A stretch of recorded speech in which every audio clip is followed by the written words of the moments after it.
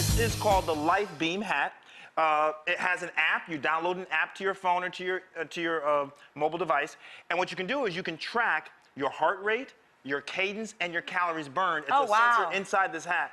So I want to demonstrate to you, because heart rate's important, right? So if you're thinking about your heart rate, always calculate your target heart rate. So your target heart rate is 220 minus your age, okay? Now, for the sake of easy math, let's say your target heart rate was 100. Then you want to stay within 60 to 85% of your target heart rate when working out, which would be 60 or 85 beats per minute.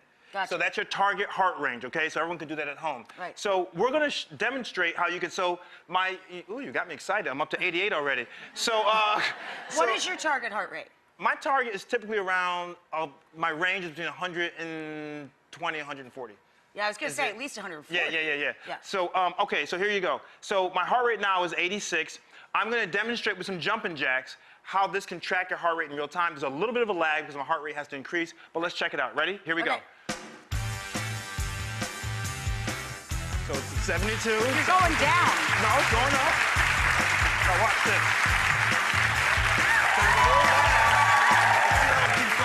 So now it's up to 84. They just like watching a hot guy do jumping jacks. But look, it's up to 90 now, so 93. Oh, I see. It's a little bit of a delay. Yeah, because my heart rate has to get up. So, so now it's up to 109. That's pretty cool. So in real time, you can see if you're getting your heart rate in.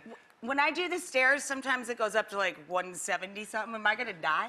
Well, we don't recommend people working out at their maximum heart rate because you can actually... But there are ups and downs. There are ups and downs, absolutely. So you can spike there for a You can spike, absolutely. But in general, you want to stay in that range while you're working out. Okay, next thing is something called cadence, okay? Right. Your cadence is how many strides you take per minute when you're running. Right, very important. So, for example, you land with a heel strike, you go to mid stance, and then you go to toe off or propulsion. That's how you typically run, right? Here's the key.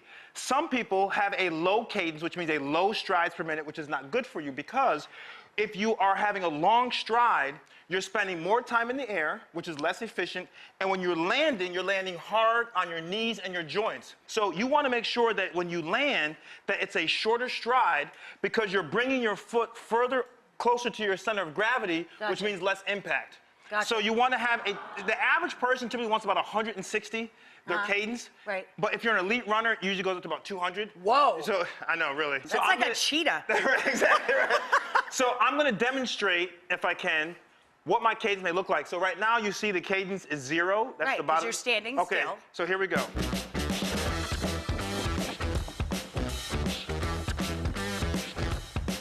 Rach, you should be doing this, not me. I did my 240 today, baby. You already did it. 165. 165, that's good. So, this is good because if you're I'm doing it on the steps because I'm treadmill. But if you're on a treadmill running, helps you regulate. You can pay attention if your stride is too long, too short. Too short, Really good. Okay. It's excellent. I love that these are all live time. Yeah. Last one is calories, which is my wheelhouse, okay? Right. 3,500 calories equal a pound. People would say all the time to me, well, what does it matter if I eat badly if I'm going to exercise? Because you cannot burn off a net 3,500 calories in a workout session. Of course. Or even probably a day. Right. I'm going to demonstrate this to you. So far today I've burned 50 calories just in here. Right. So we're going to do a little squats. Right. Geez, 10 pounds. Anyway. Oh, baby's insulted. Ready? Here we go. Okay. So we start at 51. And normally when I, 240 flights of stairs, all I get out of that's like 450 calories, by the way. You just said only? Only. That's a meal. Well, it should be a meal for most people. No, it isn't. You know, I have an amazing right cross. Yes, it's the equivalent of a meal, but most people don't realize you could work out for a solid hour and it's really only a couple hundred calories. And they think it's like thousands if they're sweating. That's the point, exactly. For example, I just did 15 squats.